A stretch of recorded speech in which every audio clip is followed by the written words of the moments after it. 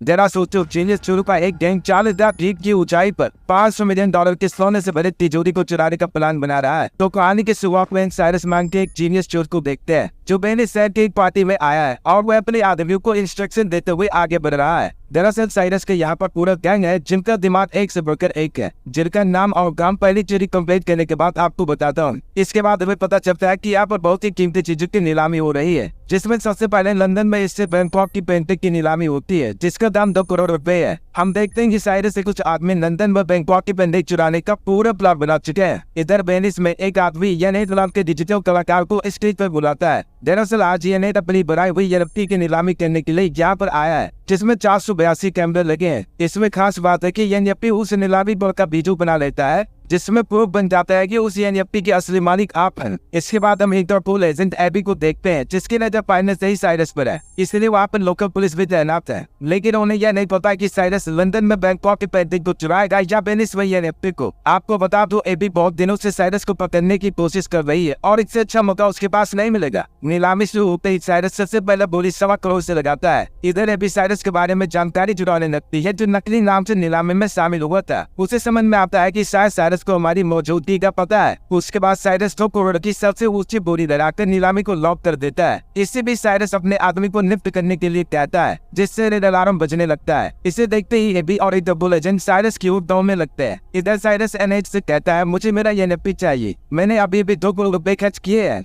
इसीलिए पैसे ट्रांसफर करने के लिए साइरस NH को पुलिस आप ले जाता है। इधर लंदन में साइरस का एक आदमी बैंकॉक की पेंटिंग चुरा लेता है और उसे डिजिटल पाइप में रखकर पानी में फेंक देता है। एक दूसरा भी पाइप को बाहर निकालकर अपने पास रख लेता है। इधर एबी को एहसास होता है कि NFT हासिल करने का एकमात्र तरीका है एक्सेस को चोरी करना और वोट डालने के लिए ओरिजिनल कलाकार को चुराना पड़ेगा। असल में साइरस का प्लान NFT मार्च में बल्कि NH को किडनैप करना था। उसके बाद एबी साइरस का पीछा करने लगती है क्योंकि वह इस मौके को गंवाना नहीं चाहती थी। लेकिन साइरस बड़ी चालाकी से पानी में एक ब्रेकर एक्टिवेट करवा देता है और एक लड़की बोट की स्पीड बढ़ाकर ब्रेकर ऊपर होने से पहले निकल जाती है और एबी को वहीं रुकना पड़ता है। दरअसल आपको बता दो, दोनों लड़कियां साइरस की टीम में थी। अब आपको साइरस की पूरी टीम से मिलवाता हूँ जिसमें पायलट कैमिला, हैकर मिशन, तिजोरी तोड़ने वाला मैग्नस और इंजीनियर लूक शामिल है। साइरस NH को बहुत बड़े जहाज पर लेकर जाता है और कहता है कि तुम अपना मास्क उतार सकते हो। उसके बाद साइरस 2 करोड़ रुपए उसके अकाउंट में ट्रांसफर करवा देता है और सब लोग पार्टी करते हैं। इधर एबी वेनिस का CCTV फुटेज देखती है जिसमें उसे एक आदमी ऊपर से खोता है और ध्यान से देखने पर पता चलता है कि यह आदमी लंदन का नाटक कर रहा था और उसके बारे में पता लगाने लगती है। इधर न्यूज में दिखाई जाने लगता है कि NH कल सुबह से गायब है। जब यह बात NH को पता चलती है तो वह कहता है तुम लोगों ने मुझे किडनैप किया है। साइरस NH को बताता है कि मैंने बैंकॉक की पेंटिंग को पहले ही चुराकर ब्लैक मार्केट में 2 करोड़ का बेच दिया था ताकि तुम्हारी NFT को खरीद सके। फिर NH कहता है तुमने मुझे किडनैप करने का नाटक क्यों किया। साइरस उसे समझाता है कि लियोनार्डो दा विंची ने मोनालिसा $25,000 में बेची थी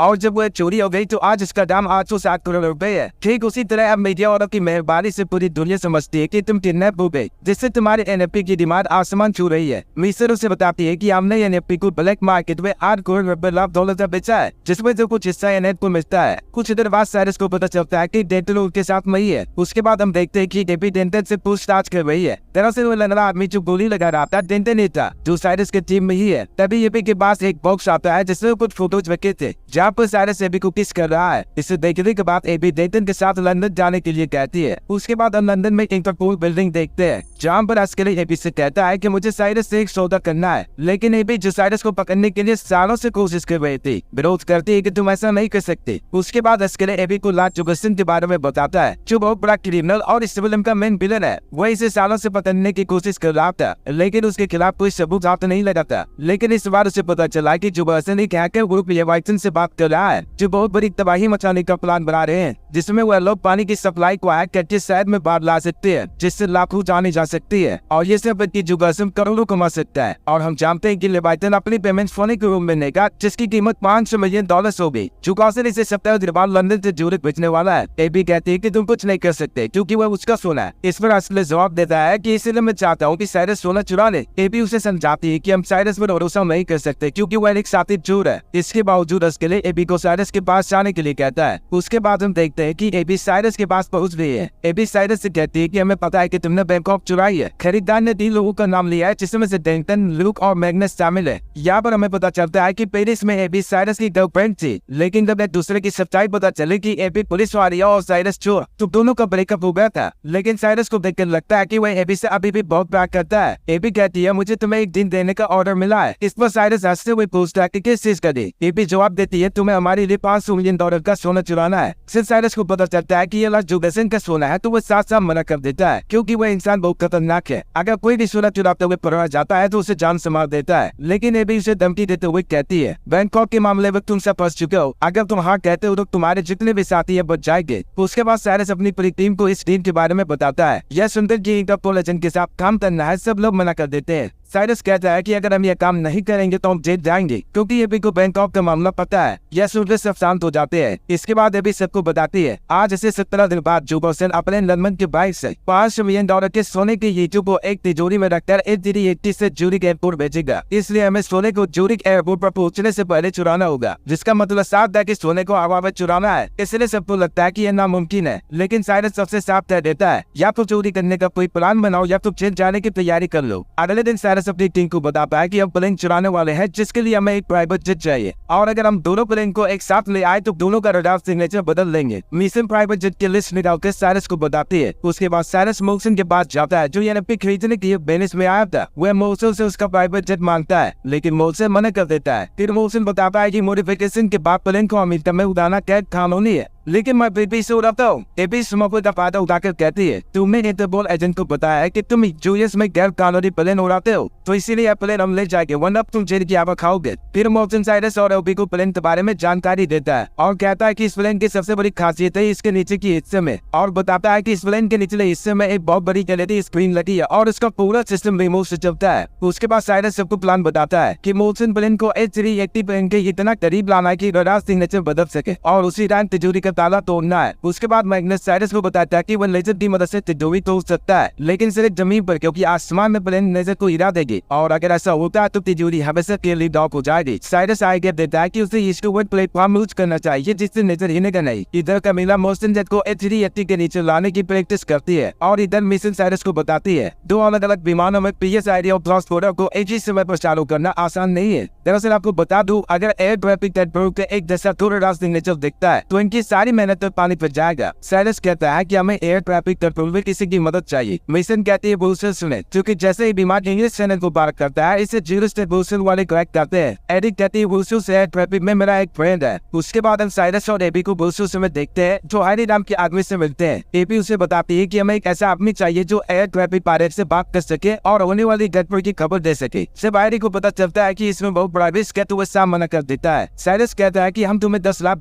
देंगे, जिसे सुनने के बाद वह मान जाता है। तभी एबी के पास अस्केला मैसेज करता है जो उनसे मिलना चाहता था। उसके बाद अस्केला उन्हें बताता है कि हमें खबर मिली है कि जुगेसन आज से 10 दिन बाद सोना ले जाएगा। ये सुनने के बाद साइरस कहता है कि 10 दिन बहुत कम है, यह नहीं हो पाएगा। अस्केला साइरस और उसकी पूरी टीम को जेल में बंद करने की धमकी देता है। साइरस कहता है कि मैं अपनी टीम से बात करूंगा। उसके बाद सब लोग टीवी पर न्यूज देखते हैं कि साइबर आतंकियों ने सप्लाई पाइप को हैक करके शहर में बढ़ा दिया है, जिसमें 13 लोगों की जान जा चुकी है। ल्यूक कहता है कि मुझे लगता है कि ये जुगेसन का काम है। साइरस कहता है कि यह तो अभी शुरुआत है, असली दवाई तो 10 दिन बाद आएगी। उसकी पूरी टीम 10 दिन सुनकर कहती है इतना जल्दी तैयारी नहीं हो सकती। साइरस कहता है कि इस काम में तुम सबकी जान को खतरा है, इसलिए यह काम मैं खुद करूंगा। लेकिन उसके साथी कहते हैं कि तुम यह हमारे बिना नहीं कर सकती, इसलिए हम तुम्हारे साथ रहेंगे। उसके बाद जुगेसन को लेवाइटन से बात करते हुए सुनते हैं और हमें पता चलता है कि लेवाइटन ने ही जुगेसन को प्रूफ दिखाने के लिए बाहर लाया था, इसलिए जुगेसन लेवाइटन से सोने का डील कर रहा है जिससे वो शहर में तबाही मचा सके। उसके बाद मिशन साइरस से कहती है कि मैंने PSID बना लिया है ताकि रडार से हम A380 को गायब कर सके।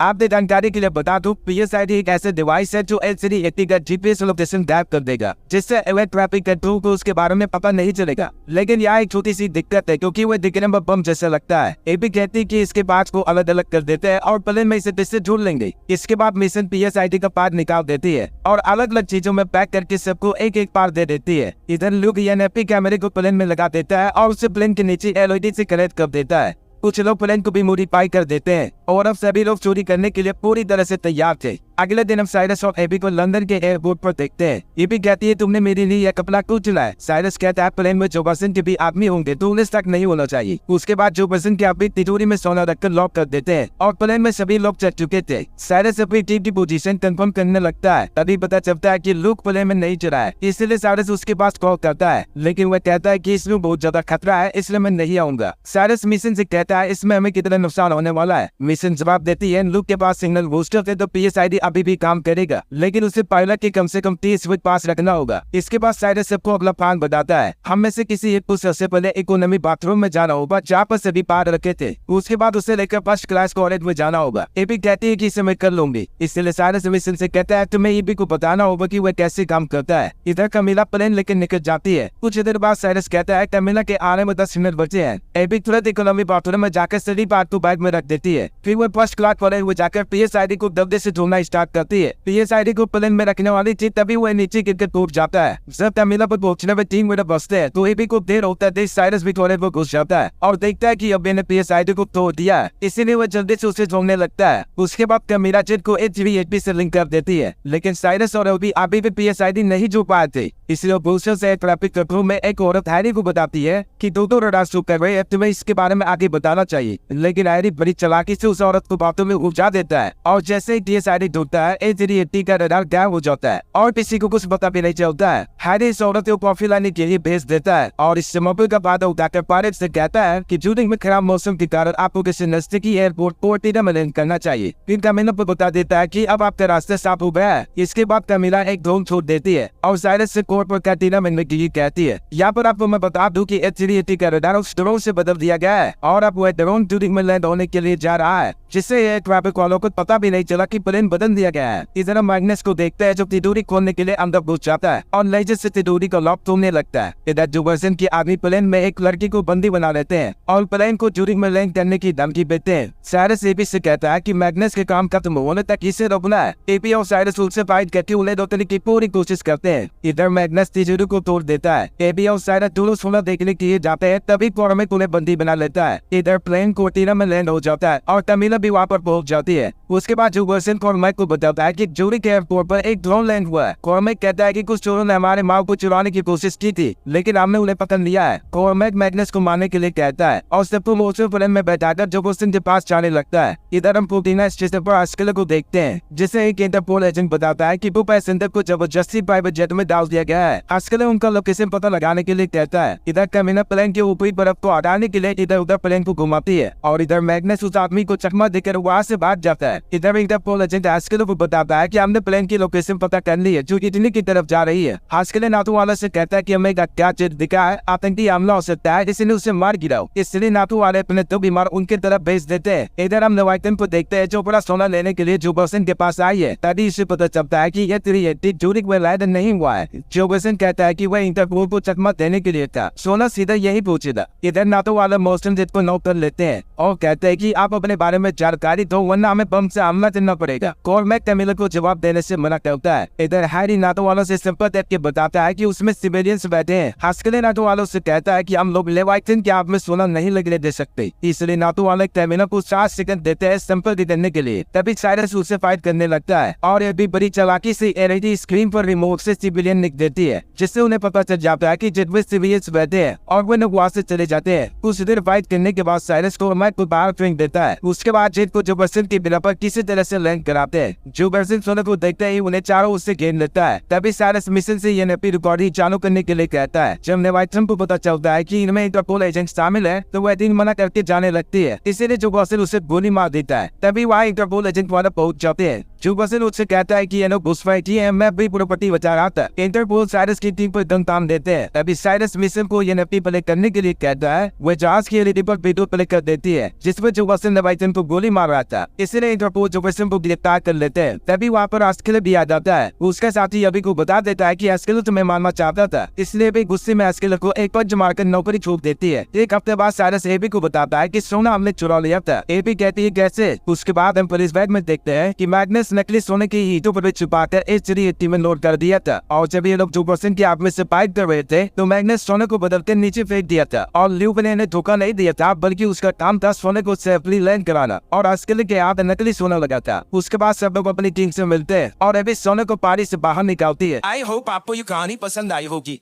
अगर वीडियो अच्छी लगी हो तो उसे लाइक कर देना और चैनल को भी सब्सक्राइब कर देना। मिलते हैं अगली वीडियो में, तब तक के लिए be safe and keep chilling.